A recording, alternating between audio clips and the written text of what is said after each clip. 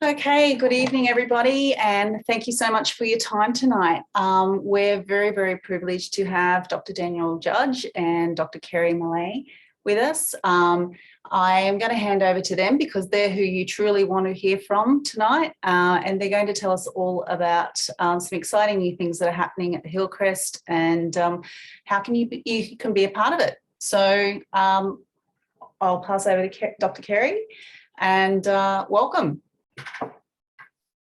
Okay, thank you. Dr. Dan Judge, we got you on board to say a few words. There you go, good work. Hi everyone, so I'm Dan Judge and I'm working with Kerry Mellaghan's Office Sleep Services in Rockhampton. So I'm a respiratory, sleep and general physician based in Cairns. I've got an appointment with the public hospital here, and I also work as a TB physician in Cape York and the Torres Strait. I've got an interest in sleep, and I still work with Sydney University and the Walcock Institute as a sleep researcher.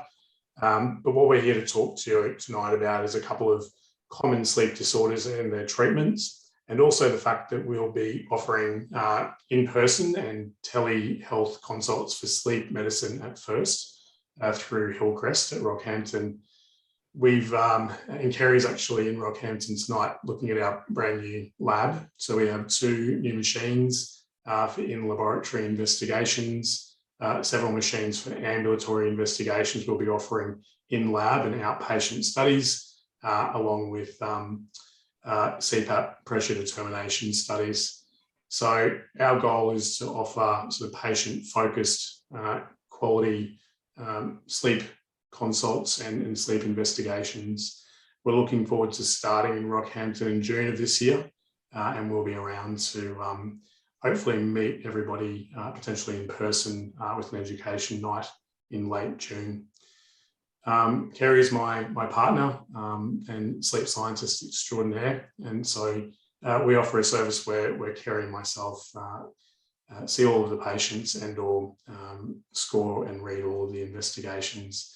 Kerry's going to give a brief introduction to sleep investigations, and also very briefly a discussion around sleep disordered breathing. And then I'll speak about insomnia, its treatment, and a little bit on a clinical trial that I was involved in that's wrapped up recently, and look forward to any questions at the end. Thanks very much, Kerry. Thanks, Dan.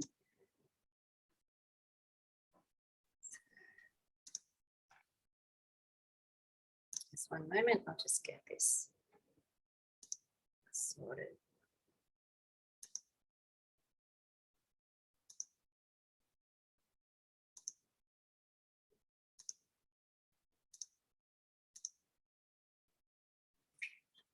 Okay, so what I was just going to cover this evening is about sleep, why we sleep, how we measure it, and a little bit about when it goes wrong. So firstly, I'm a sleep scientist by profession. I've been working as a sleep scientist for more than 20 years. Makes me feel a bit old, but that's just how it is. And I teach sleep medicine at Sydney University. So when it, I'll just get this going.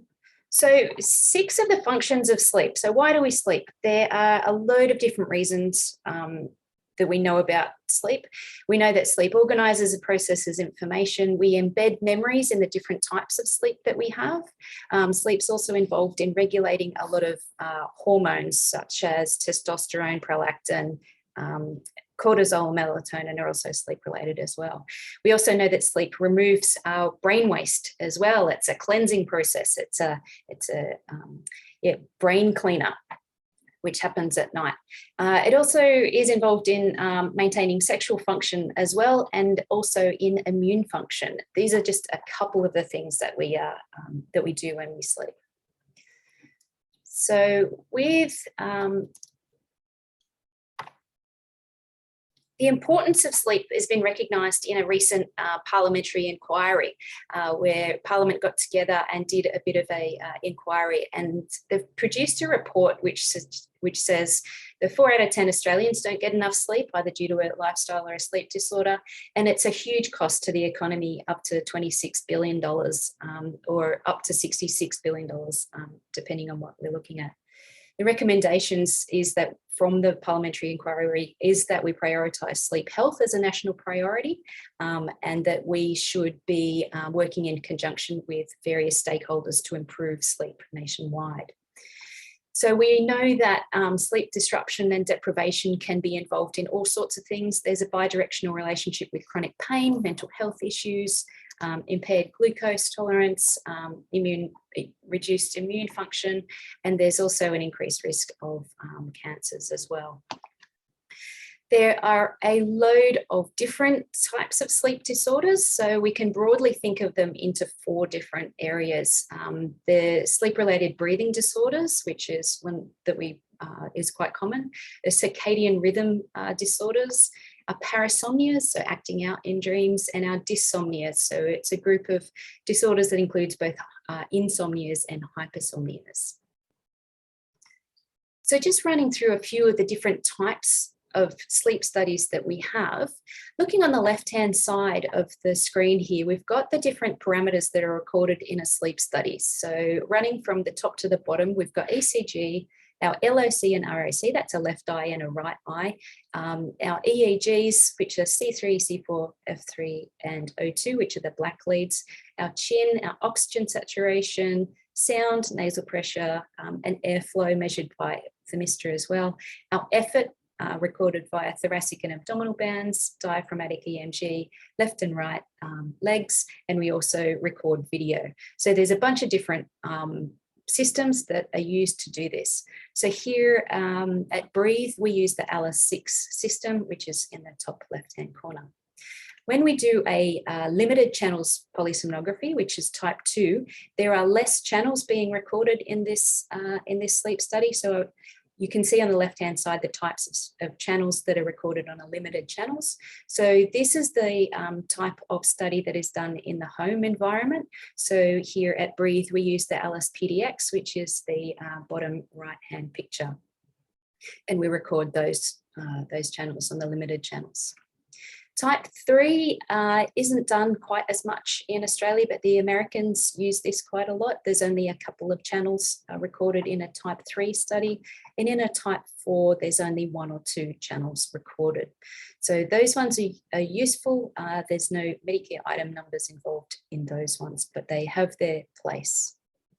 So what we find is that if you're a Sudoku master, for example, if you have more information to play with to work out what the puzzle is, the easier it is to solve what's going on. So you actually need a little bit more knowledge to work with less information to be able to solve it. So you need to be a better Sudoku player to solve something with less information. And it's the same with sleep studies.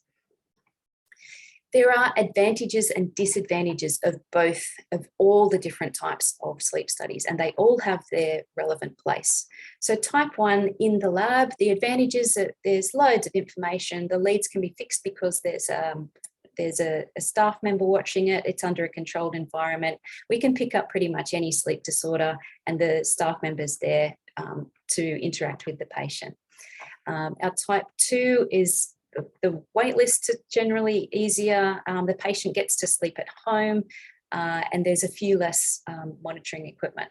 Type 3 and 4, they're heaps more comfortable for the patient because there's less monitoring equipment, but it does mean that we get less information. The wait time's less and the analysis is a little bit less.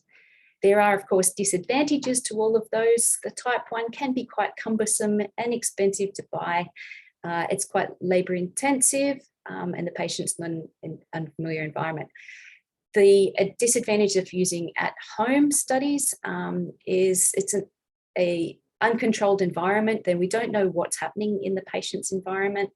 We don't get to see what the patient's doing, and it does require 2 visits to the lab to both pick up and return the device. So type 3 and 4s, we don't know if the patient's asleep or not because we don't measure EEGs, and they'll miss a whole heap of information as well. So there's definitely a place for both of those those 4 types of sleep systems.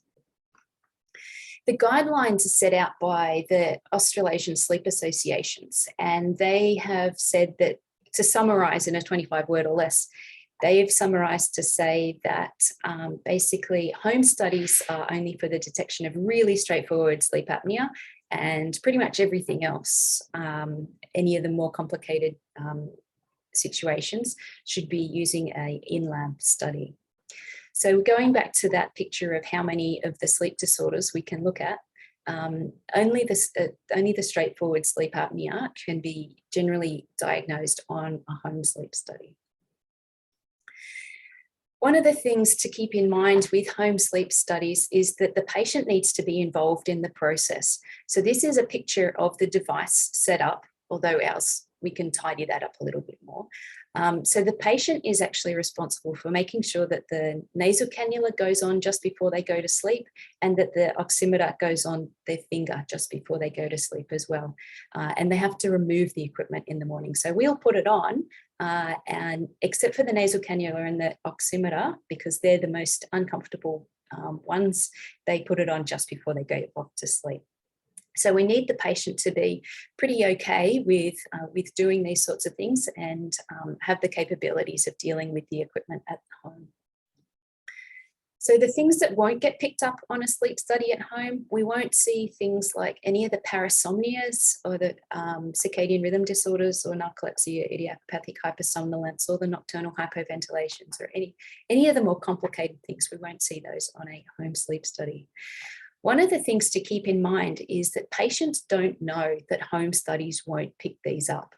And I've come across situations where patients have had a home sleep study and they don't pursue it anymore because they're still excessively tired, but they've had a home sleep study and it didn't find anything, so they don't pursue it anymore. In that case, they should actually continue with further investigations to work out why they are having those symptoms. So if we have a look at the types of things that we see on a sleep study in relation to sleep disordered breathing, we're talking hypopneas, obstructive apneas, and central apneas. So if you look at the first one on the right-hand side, so what we've got there in the red channel is the airflow. We've got a nasal cannula in, and then underneath that there's some microphone, and you can see a little bit of snoring. And then under that there's thoracic and abdominal movement. And so the patient's continuing to try to breathe, but they are obstructing. And I'm just going to use the mouse and demonstrate myself what this sounds like and kind of looks like. Okay, so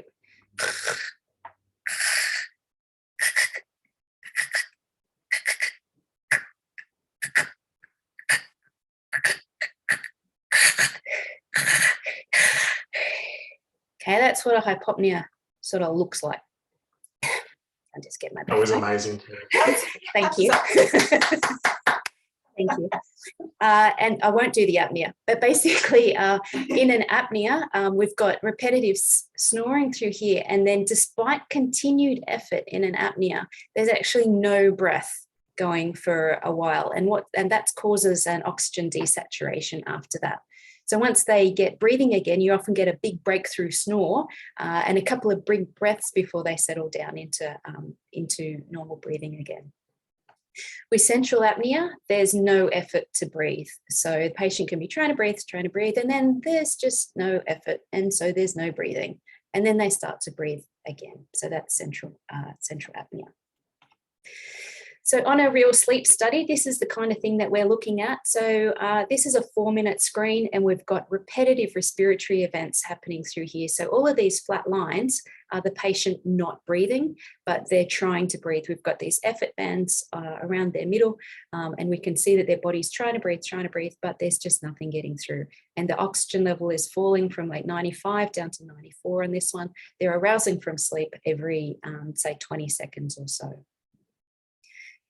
Looking at another study, we've got, again, repetitive respiratory events going on in here, but we've actually got a mixture of mixed apneas, a little bit of central and a little bit of obstructive, and some central apneas and mixed apneas. So we look at those quite closely when we're analysing the study to work out exactly what's going on with those respiratory events, to be able to categorise them as to what's going on.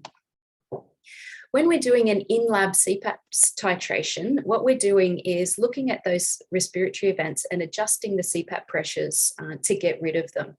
So on this page where there's those 4 pink boxes, sorry, we've got repetitive hypopneas. So we've got reductions in airflow followed by some desaturations.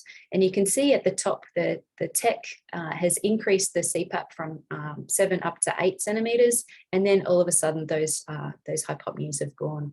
So we monitor that overnight and make sure that the setting is correct for that particular patient to eliminate the respiratory events. When we look at that in an all-night summary, so what we've got here as an all-night summary is the top row is our oxygen levels. It should be a nice straight line. So initially it's, once it all gets set up, there's a few wobbles in there and eventually it goes nice and straight. We've also got the sleep staging as the next one. We're looking at the different sleep stages across the night. The respiratory events are marked in purple. And down the bottom here, we've got CPAP. We're starting at 4 centimeters and then we gradually increase that until our hypopneas stop. So what's going on here is in that period, the sleep tech has been increasing the pressures, watching the hypopneas, and they've gone away after that. So once we've achieved that level of pressure, the oxygen saturation is nice and stable. They no longer have the hypopneas. But what happens at the end is that there are a couple of events happening over here. And the reason for that is leak. So the mask is leaking. So I've got a leak monitor on here. And in this period, the mask has leaked and the tech has actually gone in and fixed it up and sorted the leak out to be able to solve that problem. And the same things happened over there. The leaks increased and then they've gone in. So we need to look at mask leak for this particular patient. When we're looking at a sleep study, a pretty normal sleep study is one where the patient's having these cycles of sleep overnight. So we've got stage wake, red is REM. This line here, whenever they're in this one, is stage 1. Stage 1's that dozy kind of sleep, the sleep as you're falling off in front of the telly, that's stage 1. Stage 2 is sort of your bog standard garden variety sleep. And stage N3 sleep, there should be a little bit more in a normal, that's your deep sleep where if somebody wakes you up or you get a phone call, you generally probably don't remember the first interaction, you're a bit groggy. So your sleep efficiency is a measure of how much of the time we recorded they were asleep. So this patient slept for 88% of the time. They had a bunch of sleep, 430 minutes. We break that down into non-REM and REM sleep. This patient aroused from sleep 20 times an hour, and that's pretty normal. Their RDI, respiratory disturbance index, how many times their sleep was disturbed due to obstructive apnea. We divide that into non-REM and REM and get an overall value. So 1 is quite normal, so less than 5 is nothing. And then a minimum stats of 91 on this occasion, so that's all fine. If we have somebody who has really bad sleep apnea, what we're looking at here is, we jump down to the arousal index. We're looking at 67 times an hour. The patient is being woken up from their respiratory events. And we look at the apnea-hypopnea index, and this turns out to be 77 times an hour. They are either stopping breathing or their breathing has been reduced enough to cause either a desaturation or arousal. And in this case, the patient's fallen, oxygen sats has gone down to 55. So what we can look at is like a case of 61-year-old man. This was his sleep study. He is going from wake to sleep, wake to sleep, wake to sleep, wake to sleep, wake to sleep, because he's having such bad apnea. He's having an RDI of 75, and he's not achieving that really deep sleep that we should be, that a lot of that memory processing and hormone release occurs in. So this patient will actually probably feel like they've been awake all night, because a lot of the night they have been, but it's being caused by obstructive sleep apnea. Another case, we've got a 32-year-old woman who's 28 weeks pregnant. So what's happening for her, and is often the case for women, is there's a lot more worse sleep disorder breathing in REM sleep. So what will be happening for her being pregnant is she may be increasing the sleep disorder breathing during pregnancy, and this can have effects on her in regards to like preeclampsia, and can have effects on her baby as well, with reduced fetal weight and all sorts of outcomes. When we're looking at the sleep report, what we want to look at first is if the patient got enough sleep for the test to be accurate. In a normal sleep lab for somebody without any sleep disordered breathing is around about 84% of the night they are asleep. We also want to know if they had REM sleep and if they slept in the supine position, as OSA tends to be worse during those two conditions. So we've got a range of reference values here for the apnea-hypopnea index, otherwise known as the respiratory disturbance index. We also look at oximetry as well, and how that relates to the AHI. So if they're around about the same, the sleep disorder breathing is causing arousals and oxygen desaturations. An arousal index of about less than 25 is considered normal. So the take-home messages of this brief chat is that the home sleep studies are generally only for straightforward sleep apnea. And if it's anything else, we tend to go with an in-lab PSG. And we also do an in-lab PSG for those patients who may not cope so well with doing the home study, because there's a lot to deal with. Normal efficiencies, normal values, 84% sleep efficiency, an RDI or AHI less than 5, arousal index less than 20 or 25. Okay, and there we have my take-home messages and brief overview of sleep disordered breathing. Okay, so do we have any questions for Kerry, Dr. Mullane, before we move on with Dr. Judge? You can put that in the chat, or unmute yourself, or put it in the chat as we go along if you think of anything as well. No? Okay. Okay. Over to you, Dr. Judge. Thanks for that, Kerry. Now I just need to share my screen. Well, I might undo mine first.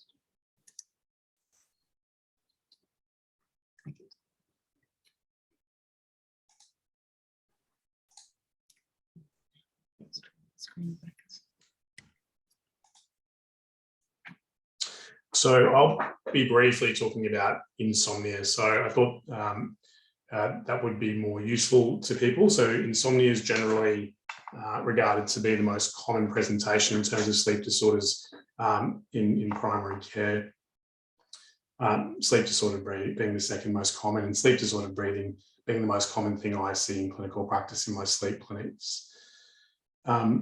As Kerry had discussed, there's a number of different organisations or groups that have different classifications of sleep disorders. And so usually I sort of fall back on the American Academy of Sleep Medicine and the International Classification of Sleep Disorders. We're up to the third iteration.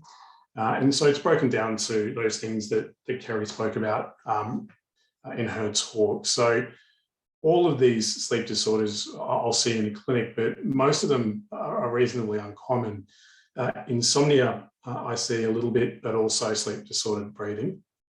With insomnia, I think it's an important sleep condition to talk about because it's often neglected. It's a bit of a heart sink in some occasions. It's often related to comorbid psychiatric conditions, substance abuse, comorbid medical problems, and also the treatment thereof. It's important to have a bit of a think about other sleep disorders when we're thinking about insomnia as well. So sleep-related breathing disorders, particularly sleep-disordered breathing or sleep apnea, can present with sleep maintenance insomnia. So people that have quite significant sleep-disordered breathing can often have repetitive arousals from sleep. And as that sleep pressure wears off overnight, people tend to have difficulty getting back to sleep. So it's a really common presentation for middle-aged men with severe sleep apnea, is this issue with them waking up all night and then having difficulty getting back to sleep. Central disorders of hypersomnolence, and so the typical diagnosis in that category is something like narcolepsy, which is an extremely rare condition. But those conditions, when there's a problem with the way the gearbox in our brain works engaging sleep, can be complicated by particularly sleep maintenance, insomnia, and regular arousals from sleep. Circadian rhythm disorders can be misdiagnosed and can be complicated by insomnia as well. So particularly people that are night owls, so delayed sleep phase circadian rhythm disorders often have sleep initiation insomnia. Parasomnia is not so much. Sleep-related movement disorders, so things like restless leg syndrome can cause troubles with people getting off to sleep, and periodic leg movement disorder, which is a related condition, which we see can also cause arousals from sleep. So they're all important things to think about as well.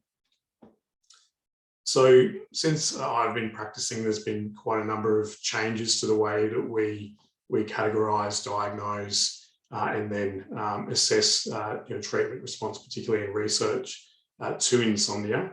And these days we talk about chronic versus acute.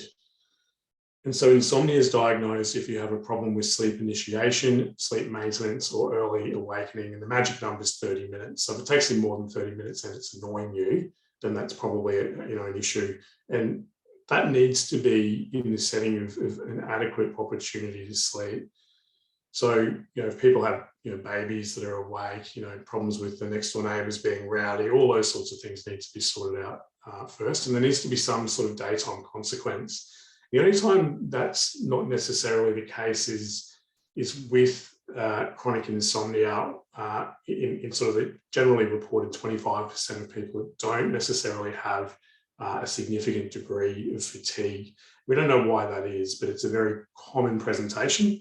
And we think those patients are the ones that their insomnia is more dysfunctional thoughts around sleep and this inability to kind of appreciate how long they're sleeping for. And that can often be solved by undertaking sleep diaries, so you can demonstrate the patient is actually getting enough sleep. I'm sure everybody's had cases where you have particularly patients when they're retired and elderly, they have this concern about getting off to sleep at night time, so they start going to bed at 4 o'clock in the afternoon and wonder why they're waking at midnight. Generally there's a problem with the next door neighbours in those cases as well. Primary versus secondary, we don't really talk about anymore. So the new sort of paradigm shift is that if someone's insomnia is out of keeping with any other medical or psychiatric or other sleep diagnosis, then it needs to be addressed independently, which is just common sense. And the reason that we moved away from that is there's obviously, as Kerry alluded to, a bidirectional relationship between sleep and other medical problems. And it's not necessarily clinically useful to say this person has insomnia because they've got difficult to control mood disorder, because the treatment for that patient is going to involve some intervention for their sleep as well as for their mood disorder, whether that be behavioural therapy, pharmacotherapy, or a combination of both. So this data is getting a little bit older now, but unfortunately the more recent data there was a fair bit of criticism of. And so this was an MJA article that was written by a number of sort of leading sleep physicians in Australia and was published in 2013 based on 2010 data. And so we saw those huge numbers that Kerry was throwing around before. When we talk about just insomnia, about 30% of patients will have insomnia that leads them to present to a doctor at some point in their life. So it's a really common disorder. Most people will have a degree of insomnia at some point during their life, whether that be related to an acute stress incident, to other medical problems. It's the most common sleep disorder, as I said, and it's very, very costly. So it's estimated that it costs, back in 2010, around $11 billion a year in terms of absenteeism and costs to the health system. We know that people that have insomnia have a much higher risk of mood disorder, and the opposite is true. The interesting thing about that is that people that have concurrent mood disorders are much less likely to respond to the appropriate therapies for mood disorder, unfortunately, unless their sleep is also addressed. We know that it has a really important impact on the way people view the quality of their life, and that's been assessed with quality of life measures. We know that people that are sleepy as a consequence of insomnia drive poorly, and they're more likely to die in a motor vehicle accident and to die in accidental death in general, particularly at work. So there's been an inappropriate reliance on pharmacotherapy over time, and that's particularly the case in the United States as opposed to Oceania and Europe. But there's still obviously a very significant reliance on benzodiazepine treatment, particularly in the elderly. It's now recognised that the first approach to insomnia should be behavioural therapies. And this can be as a standalone modality, and we'll talk a little bit more about that when I'm letting you know about the clinical trial I was involved with, or that can be part of a combination treatment or a composite therapy, something like cognitive behavioural therapy for sleep. It's important, and unfortunately there's no evidence that sleep hygiene is useful for patients with insomnia, but it just would seem logical that good sleep hygiene practices are important. That's particularly around not napping during the day, and particularly about waking at the same time each morning and making that as close as you can to when the sun rises so that we can snap our circadian rhythm back into line. And usually most things will fall into line behind that good advice. There's obviously things like avoiding caffeine after lunch, avoiding alcohol. So alcohol causes problems with worsening of sleep disordered breathing, if that's an issue. It reduces the amount of slow wave sleep that we have, so that non-REM stage 3 sleep, and generally leads to people feeling more sleepy and that their sleep was non-consolidated and unrefreshing. Sleep restriction therapy, so it's close to my heart. I've done a research project on sleep restriction therapy, and we'll talk a little bit more about that. But essentially what that's doing is trying to make sure that when people are in bed, they're either sleeping or they're having sex. And so it's making sure that you don't develop these negative associations with lying in bed and thinking that I can't sleep, because that's a self-fulfilling prophecy. Cognitive therapies, I don't know. There's not really any evidence for it. I'm not well trained in it. I don't really employ it. I do refer people regularly that have difficult to control insomnia to sleep therapists, and I think that's a useful intervention. There is no evidence that composite therapies, in addition to sleep restriction therapy as a standalone behavioural therapy, are any more useful. And it's much easier to deliver sleep restriction therapy, which you can do in the consulting room, than it is to kind of try and get all of these other modalities like stimulus control and cognitive therapies. So basically the treatments that are approved and are recognised as good therapies for, in terms of pharmacotherapy for insomnia, come down to histamine receptor antagonists, which have been used forever for their sedating effects. There's the newer class of medications, which are the orexin receptor antagonists. And so the idea for the development of these drugs came from patients with narcolepsy. And so we know orexin is important in the brain for stabilizing sleep. And so the complications of orexin receptor antagonists are those that we see in narcolepsy patients. So it's things like hypnagogic and hypnopompic hallucinations. So that's feeling unnerved by a sense of a presence in the room, usually on either end of sleep. Things like sleep paralysis, feeling unusually sedated during the day or needing excessive daytime sleepiness, sleep attacks, those sorts of things. Unfortunately, everything's benzos in sleep medicine. I tend not to use them very much unless it's an acute stress reaction. And we know that they're not really very useful beyond about 2 weeks. And so the benzodiazepine receptor agonists are broken down into benzos themselves and the non-benzos, or the Z drugs. And so if you're going to use one of them, it's generally recommended that you use the Z drugs. all of these medications have similar side effects in terms of, depending on the half-life, the sedation that they provide and the hangover the day afterwards. The other interesting thing about Z drugs is that they can worsen parasomnia, so abnormal behaviours in sleep.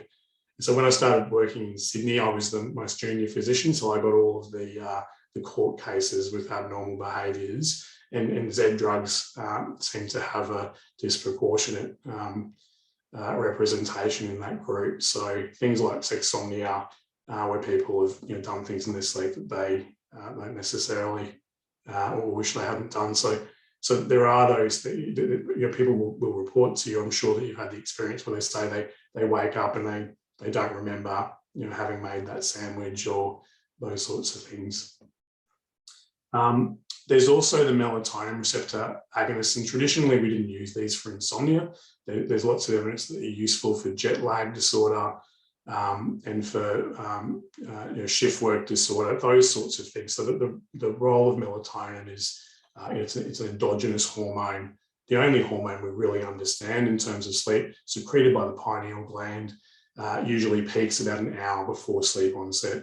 And so giving melatonin is just this attempt to kind of mimic that natural endogenous initiation of sleep. Generally pretty well tolerated. Once again, same sort of side effects, but headaches much more common. And unfortunately in Australia, they're only approved for patients over 65 years of age for a short-term trial in insomnia.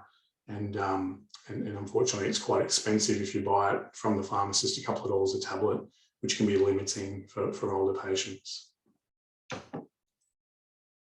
So we know that CBT works, and there's a lot of data from dating back to the sort of 1970s. In the 1980s, there was this this thought that maybe just sleep restriction therapy, which was a behavioural component that was came out of the United States, and so the thought was that can we just give this SRT therapy, which is trying to make sure that our sleep efficiency is improved, which reduces these perpetuating problems for insomniacs, which is lying in bed and associating lying in bed with not being able to get to sleep. And so I guess in a nutshell, what SRT is making sure that the patient isn't going to bed too early. So you get them to do a sleep diary for a couple of weeks, you work out how long they need to sleep for before they feel terrible during the day. You don't usually go below 5 hours for their sleep window. And so if they work out they need about 7 hours sleep, you work out what time they want to get up in the morning, and then you count backwards. You let them go to sleep at that time. And if they're taking more than 15 minutes to get to sleep, you keep pushing that sleep window back. And so over time, they're becoming more and more tired. The obvious complications of that are that people find it pretty miserable. It's a little bit torturous. They tend to be sleepy during the day. We don't have a great deal of data about the potential for accidents and things at work, but that needs to be obviously thought about as well, particularly with patients that work in industries where the potential for hurting themselves or others if they're really tired is a problem. So, sorry, Dan, can I just interrupt? We just had one question and you were a little bit quick for me moving on to the slide. Can you please explain what a Z drug is, please? So they're the non-benzodiazepine receptor agonists. So the drug in Australia is generally zolpidem. And so they work as they're a hypnotic drug. And so they're widely prescribed, particularly for sleep initiation problems with insomnia. Brilliant. Thank you. And so these groups here, so Perlis and Roscoe are two big American names. So these guys have an illustrious career looking at insomnia research. And so they've looked at the role of sleep restriction therapy as opposed to those combination therapies. And so I did a master's project on this. And so I sort of had a fair bit of time to get to know all of these studies fairly intimately. You can see that last thing on the the last tab, there's the Moderate trial. So that was done through Sydney University, and that was what I was involved in. So I have the opportunity to spend a fair bit of time flying around and going to really quite remote places in my role as a TB physician. So you see some pretty funny stuff. And this was stuck up outside the clinic at Lockhart River, I think it was, just right between sort of Cairns and the Tip. Really beautiful place. Unfortunately, the nurses didn't think that it stopped anyone that wasn't proper sick from annoying them at night. And so the Moderate trial, what we were looking at here was we know that sleep restriction therapy is a useful intervention, and we've known that since the 1980s. There's a whole heap of trials that show that it's really useful. It's much more useful than pharmacotherapy. So why hasn't it been adopted? Why aren't we all saying as soon as a patient sits down with insomnia, excellent, this is my opportunity to give them some SRT and fix their problems? And it's because people hate SRT. So the doctors hate it because it's really hard to get people to stick to it. Patients hate it because it's really hard to get up in the morning when you've only had 5 hours sleep for a month.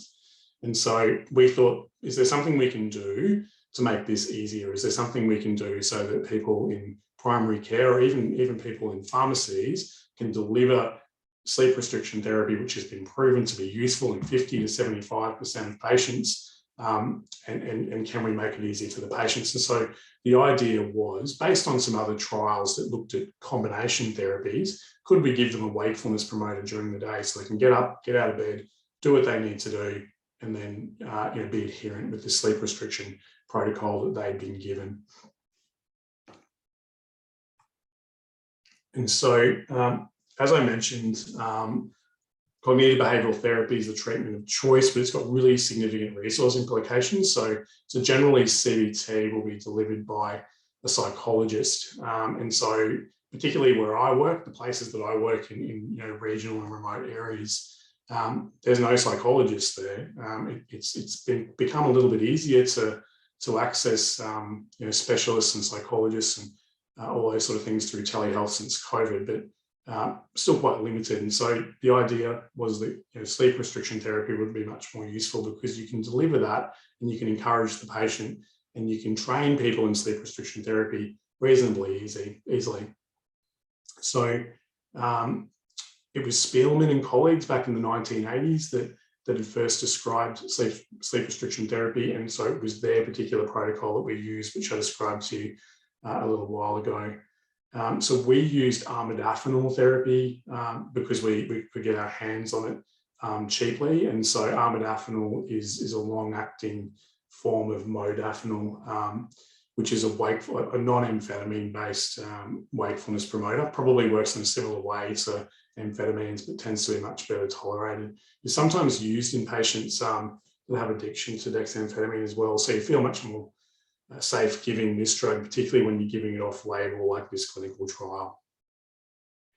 So what we wanted to look at was acceptability. And so it's a bit of a novel idea. In the real world, would people put up with taking something like a wakefulness promoter, particularly when they're showing up to the clinic and saying, I'm having trouble sleeping? And so we found that it was reasonably well accepted by the public. And we were lucky enough to be, picked up by Channel 9 and ABC and stuff. So there was a whole heap of media for us to try and attract people. Unfortunately, that meant that my mug had to be on TV a little bit, which was not great in the setting of my poor public speaking skills. We were looking at tolerability. And so we know that there's that generally non-amphetamine wakefulness promoters are really well tolerated. So they've been being used since the 1980s for things like hypersomnolence. And so the side effects are generally minor, particularly there's a great deal of evidence for modafinil. The landscape's changed a little bit since we did this study because we've got pregnancy data or birth registry data for patients that have fallen pregnant whilst on modafinil, and it is teratogenic. It is significantly teratogenic. And so since we've done the trial, there's much more to think about in terms of whether you would provide a particularly off-label wakefulness promotion. And then we looked at efficacy. So we wanted to know if we give sleep restriction therapy and we add in this adjunctive wakefulness promoter, does that make things better for the patient? And does that equal a better outcome in terms of their response to sleep restriction therapy? So do they respond or remit from their insomnia symptoms? And so it was a non-randomized open label trial. So everyone got the drug that came onto the trial. It was a 14-week duration. So there was a 2-week lead-in period, a 4-week dual treatment period. So they were all getting sleep restriction therapy. They were all getting the armodafinil for that 4 weeks. And then the primary outcome was the insomnia severity index 12 weeks after the beginning of the treatment. And so we use the 12 weeks because that's generally when SRT traditionally has been looked at in previous studies. So we could compare apples with apples. The insomnia severity index is a Likert type instrument. And so it allows us to work out whether patients have insomnia, looking at, so the Likert system is so, do you agree with this statement? And so I am excessively sleepy during the day because of my insomnia. I agree, I disagree, I agree strongly. So that sort of thing. And so it's out of it's out of 28 points. And so 15 and above are moderate severity insomnia. And so we can grade people's insomnia, and then we can compare apples and apples across studies. The other useful thing about an insomnia severity index is we can see whether people respond. So if they drop by 6 points or more, it means they're responding. And so that's been validated in previous insomnia studies. And if their score goes to below 8 points, it means they've remitted. They no longer have symptoms consistent with what we would call a diagnosis of insomnia. The other thing we looked at was excessive daytime sleepiness, and that was measured using the Epworth Sleepiness Score, which is, I'm sure everyone's familiar with, which is a score that was developed at the Epworth in Melbourne.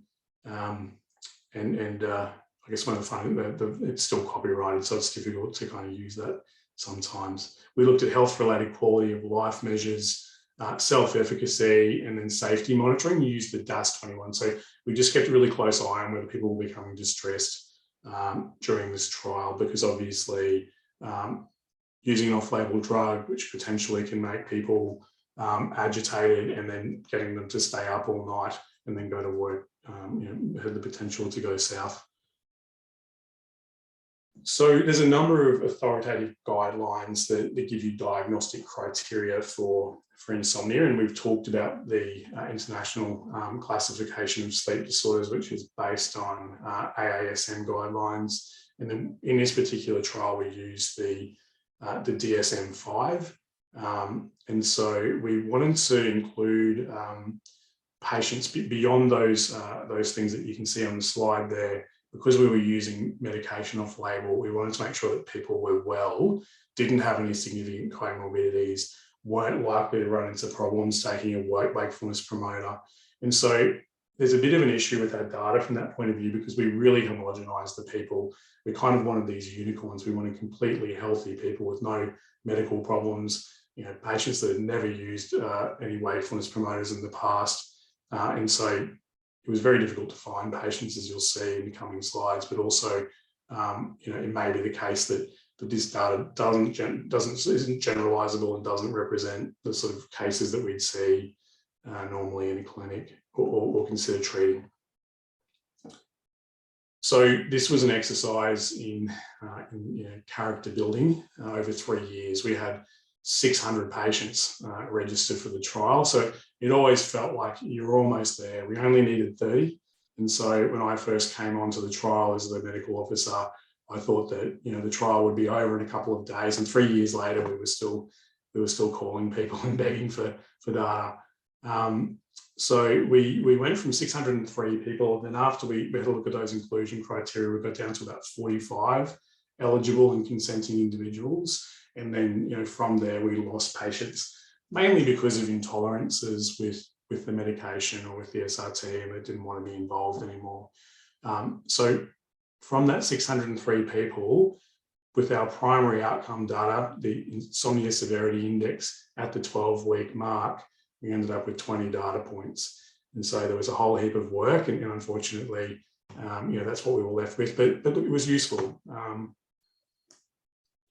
He says, the mean age of the patients or the participants was about 44. They were mainly female. In terms of their insomnia, I think they represented what I would see in a clinic. They were mainly mixed insomnia, so they had trouble getting off to sleep and then staying asleep. It wasn't just sort of that sleep initiation insomnia. They generally had really long-standing symptoms, and so all of them had symptoms which exceeded 2 years, some of them up to 20 years. At the beginning, the mean ISI was about fell sort of within the moderate severity range. That was for all patients, so 15 to 21. And it was higher than we had anticipated in terms of our enrolment. So we thought that was probably good because it would probably show a treatment effect if there was one there. The mean values for the Epworth Sleepiness Score were quite low. And so it's accepted that 11 or above is an excessively sleepy person. And so that probably doesn't represent the average insomnia patient, because most of them will score more higher on the Epworth Sleepiness Score. And even though the Epworth Sleepiness Score is designed to kind of tease apart those fatigue symptoms from that actual tendency to fall asleep, 6.9 is a very low number. And so this was our primary outcome data. And so what we did was we used our data, and we had a control group that was historical. So that wasn't something that we actively did. We took data from a number of different studies that had employed the same SRT protocol, but without the wakefulness promoter. So, there's obviously some problems from a study point of view doing that, but rather than kind of doing it, we would need to have a randomized control study with a huge number of people, and the resource sort of implications of that are quite significant. So this is the best we could do with what we had, and we found that overall we had, as I said, 20 data points at that 12-week point, and compared to the screening ISI, all of those little stars that you can see demonstrate that they were statistically significantly lower. However, there was no great difference between the controls and our intervention group. And so even though we saw that people tended to improve with sleep restriction therapy and the wakefulness promoter, there was probably no benefit in terms of the adjunctive therapy. And so we can see also on this graph that even though it's a mean, the dotted lines indicate 15, so that was the moderate severity insomnia or above, and you can see the average is well above that in both the control and the intervention group. And then the other dotted line is 8, which is the point below which we think the patients don't have clinically significant insomnia. And so the average approached that by the end of our trial. So this is the mean reduction in ISI values, and the utility of this is that we can measure response. And so this particular dotted line shows that a significant proportion of our patients, this is an average, so it doesn't show you graphically there how many patients, but we know that a total of 56% of our participants responded. So they had a drop of 6 points or more in their ISI value, which is really quite rewarding for both the clinician and the patient. So this is the Epworth Sleepiness Score. It's really quite interesting over time, because we would think that the mechanism by which adding a wakefulness promoter to sleep restriction therapy would be that patients aren't particularly sleepy anymore during that treatment phase, and therefore they have a tendency to be more adherent with sleep restriction therapy, and then potentially a better outcome in terms of their ISI. And look, we just didn't see that. Interestingly, our patients and also the control patients weren't particularly sleepy. And so I guess the question you would have is, have we just been really unlucky and we've got all insomnia patients that aren't sleepy, and therefore intervening with a wakefulness promoter is not useful? But I guess everyone that spends 3 years doing a clinical trial wants to find reasons why they haven't wasted their time. But that's something that sort of comes to mind. We had lots and lots of side effects that were related to sleep restriction therapy or to wakefulness promotion, or both. And so this is an area that hasn't really been looked at in any detail in the past. So pharmacotherapies, there's always, people look at potential complications with a microscope, whereas behavioural therapies haven't sort of tended to come up against the same sort of criticism. And so the side effects that were most commonly reported were generally in the second week of therapy, and they became less problematic at the end of the fourth week, which you'd probably expect. So patients are starting to get better at sleep restriction therapy. They're getting used to it. They're getting some response, and so they're feeling positive about it. Plus, they've still got that medication on board. The most common ones that were reported were things like low mood, problems with motivation, excessive daytime sleepiness. There were a couple of quite significant reactions. And so one of those was an exacerbation of Meniere's disease, which we think was probably related to modafinil therapy. And then there was a very significant adverse outcome that landed a patient in hospital. However, it was related to things not necessarily due to our trial. So I guess pulling it all together, we've got a really effective therapy in sleep restriction therapy. However, we tend not to use it because it's difficult to deliver on an ongoing basis, and you really don't get much love back from the patient because they find it hard to stick to that sort of grueling regimen. But if we do stick to it, if we can get people to stick to it, then they tend to have very reasonable outcomes. If we can do sleep restriction therapy as a standalone behavioural therapy, that is something that uses much less in the way of resources and requires much less in the way of training than those composite therapies, which we've always recognised are very useful for insomnia, but particularly in regional centres like Rockhampton, Cairns and Thursday Island, really just aren't available to us. And so at the end of the day, sleep restriction therapy is useful. This little pilot trial didn't demonstrate any superiority by using adjunctive wakefulness promoters. So interesting study, probably not worth doing something any bigger in this particular space. Thanks very much, guys.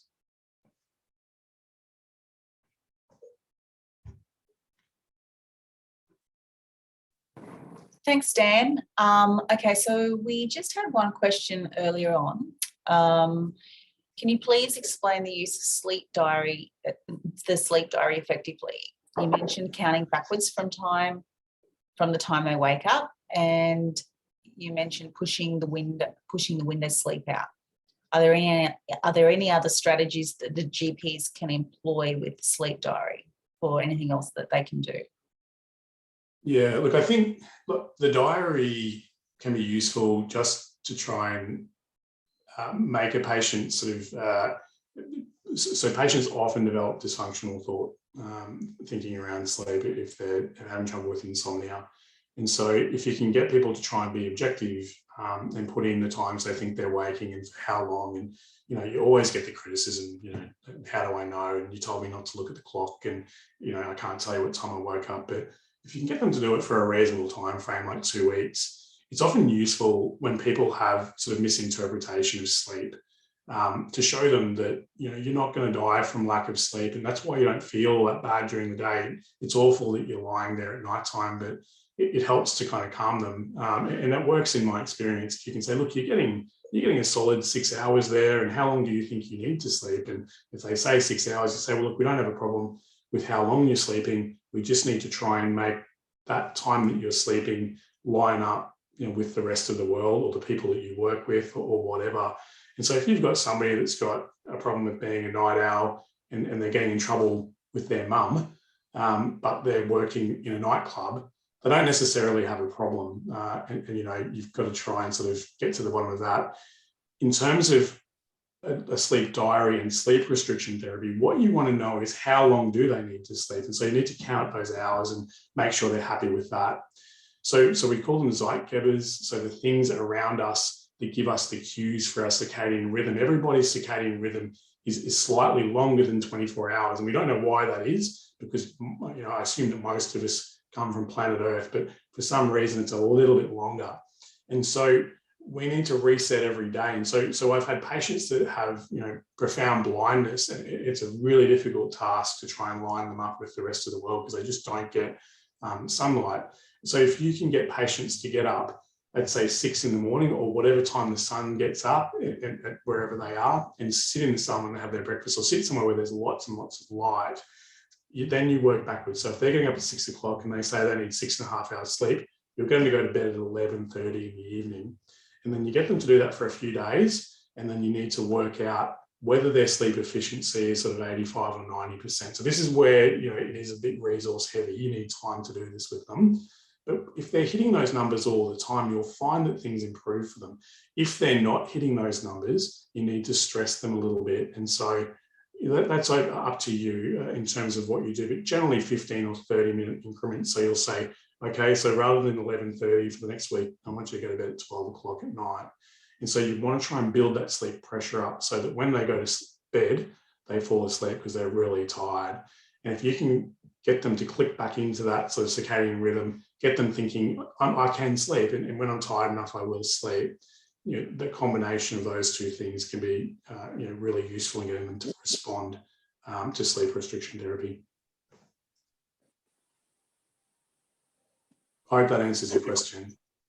Thank you. Yeah, it does. Thanks. Dan, there's another question about, can you ask about sleepwalking? Are there any medical treatments for sleepwalking?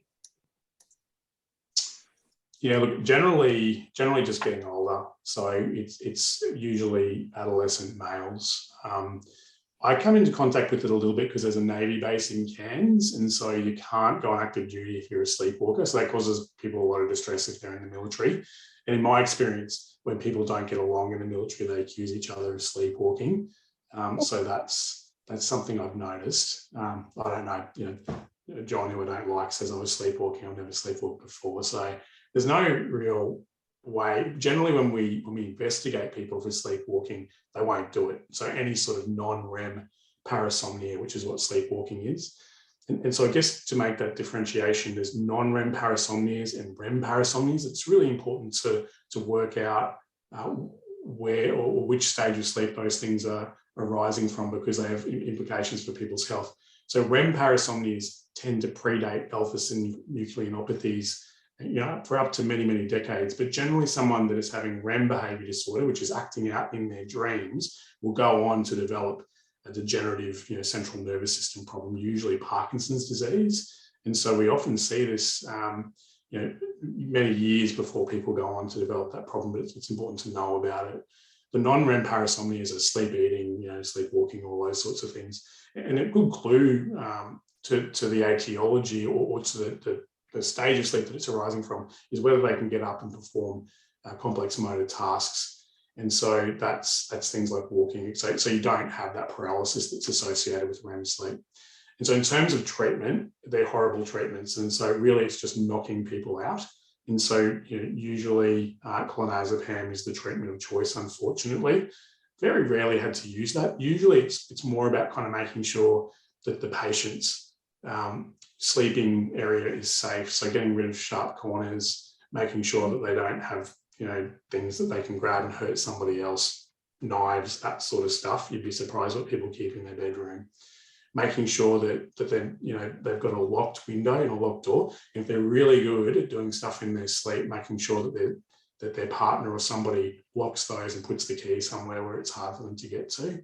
And so it's making sure they won't hurt themselves or somebody else. And if you can't win, it's about giving them the lowest dose of a benzo that you can. This is after my talk, just saying don't give benzos. This is what you have to do. I've only had to do that a few times, and it's when people kind of, they live on the 10th floor of a flat and they're really worried about it, and they're getting up and walking, and you don't have much choice.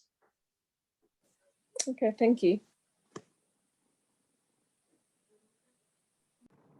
That's fantastic. Thanks, Dan. So does anyone have any other questions from Dan or Kerry?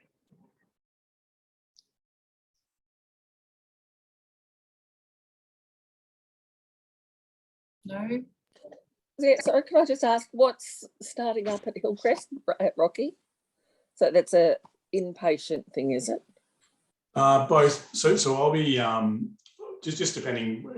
We need to we're growing organically, obviously. So depending on referrals, I'll be visiting. So we're coming in June we wouldn't anticipate we'll have a huge number of referrals, so we'll spend a lot of time doing education, making sure the lab's running, but we'll be doing outpatient studies and inpatient studies. We sort of focus on the quality rather than the volume. So we're not kind of doing the Snore Australia thing where we try and pump 1 million people through the lab.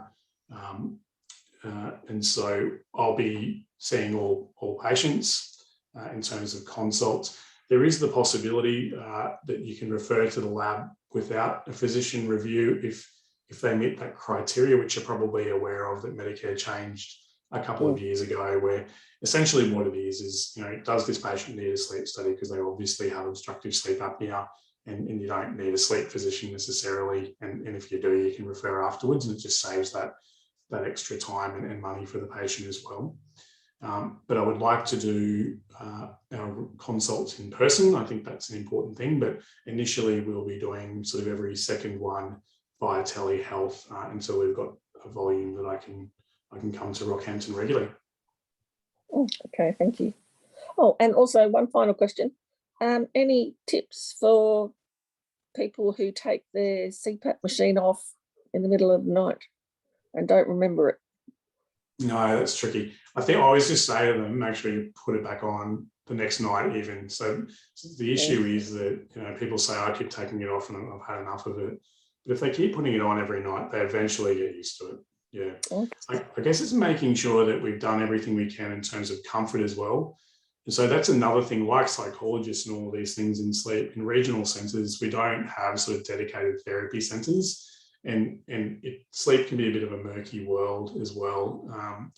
A lot of the therapy stuff and a lot of the research and things too is all driven by industry, because it's just such a profitable area to be in. And so it's making sure that the therapist looking after the patient, so the person that's looking at the mask, making sure it fits properly, making sure the pressure's right, all those sorts of things are being kind of considered. And a lot of people, I guess, even in Cairns, you know, they buy all of their stuff online and it's not necessarily the right thing for them. So that there's those considerations as well. But in my experience, if you can get people just to keep trying every night, eventually they'll get there.